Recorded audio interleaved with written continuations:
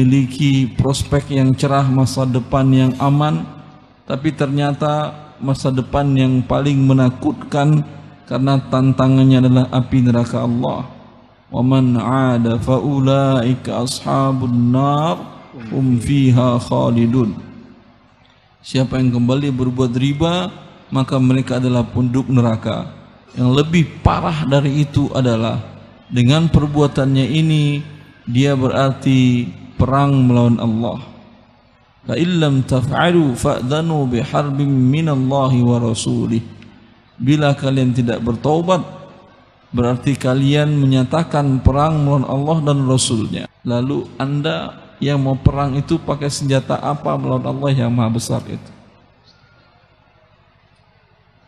Nuklir yang ada di bumi ini semuanya dimiliki manusia, tidak akan membuat bumi ini bergoyang gempa, tidak. Bahwasanya riba itu ada 73 pintu. Pintu yang paling ringan, kata Nabi SAW, dosa riba itu seperti berzina sama ibunya, Mas. Itu nilai dosa riba yang paling ringan. Fa in lam taf'alu fa'dhanu biharbi minallahi wa rasulih. Kalau kamu masih ngeyel, nggak mau meninggalkan riba, umumkan perang dengan Allah dan Rasulnya. Coba, kalau kita ditantang perang oleh Allah dan Rasulnya, kira-kira ada nggak peluang untuk menang? Nggak ada ya? Ampun Pak. Ini yang pertama. Yang kedua, nanti dia akan dihukum di kuburan dalam bentuk berenang di sungai darah. Kata Nabi SAW, beliau pernah menceritakan mimpinya, dan mimpi beliau itu wahyu. Nabi SAW pernah melihat ada orang yang berenang di sungai darah, kemudian di tepi sungai ada orang yang membawa batu. Setiap orang ini berenang menepi dilempari batu ke mulutnya, kemudian balik ke tengah. Ini yang kedua. Apa yang harus dilakukan seorang suami apabila istrinya tidak ridho, apabila suaminya keluar dari tempat riba, masih bekerja di lembaga keuangan pembiayaan semisal bank? Apa yang harus dilakukan oleh si suami? Yang pertama harus dia lakukan, didik istrinya baik-baik. Kenapa istrinya seperti itu? Bisa jadi karena dia tidak memberikan pendidikan yang baik. Maka berikan pendidikan yang baik, kasih tahu hukum agama itu seperti apa, bahaya riba dan bahaya rizki yang tidak berkah. Itu hanya akan membahayakan, bukan memberi manfaat. Dipahamkan dengan baik. Ini yang pertama, harus dia pahamkan. Yang kedua, dia tetap harus keluar dengan persetujuan atau tanpa persetujuan istri. Karena Allah yang lebih pantas untuk ditaati. Allah yang lebih berhak untuk dicintai daripada istrinya, bahkan daripada orang tuanya sendiri. Nabi SAW telah menegaskan, la ta'ata li makhlukin fi maksiatil khaliq. Tidak boleh taat kepada makhluk dalam bermaksiat kepada Allah Sang Pencipta. Ya, kalau sudah terjadi, semoga Allah mengampuni orang tua anda.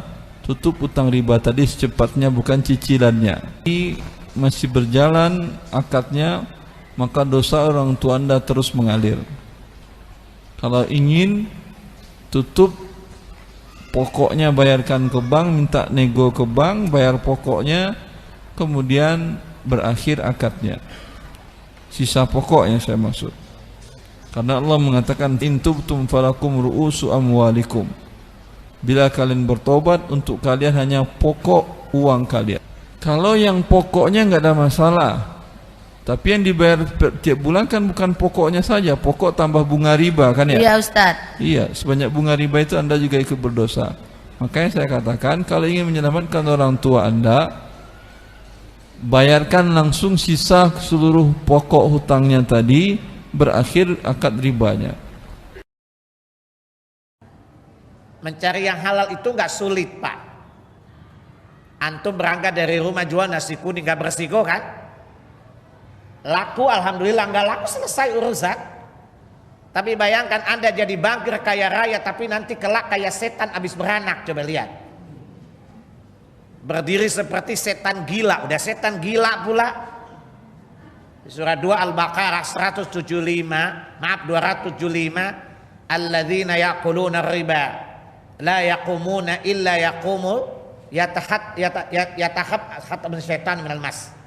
Orang yang makan riba kelak pada hari kiamat berdiri di depan Allah seperti setan gila. Udah setan gila lagi Pak, mau daftar Pak. Saya sering mendapati orang-orang seperti ini, bekerja di perusahaan riba, lalu dia berhenti, tidak ada yang mengajak dia berhenti hanya karena Allah.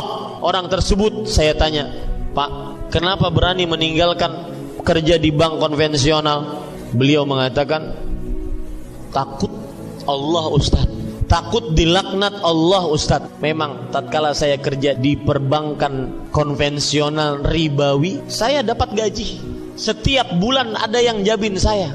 Sekarang saya bergantung bukan hanya terhadap kantor saya bergantung kepada yang memiliki langit dan bumi. Ini yang bisa membuat orang menangis karena dia merasakan lezatnya meninggalkan sesuatu karena Allah. Padahal besok dia tidak tahu mau makan apa. Kalau ada yang sakit dijamin oleh siapa tidak tahu dia. Dia hanya berspekulasi dengan Allah.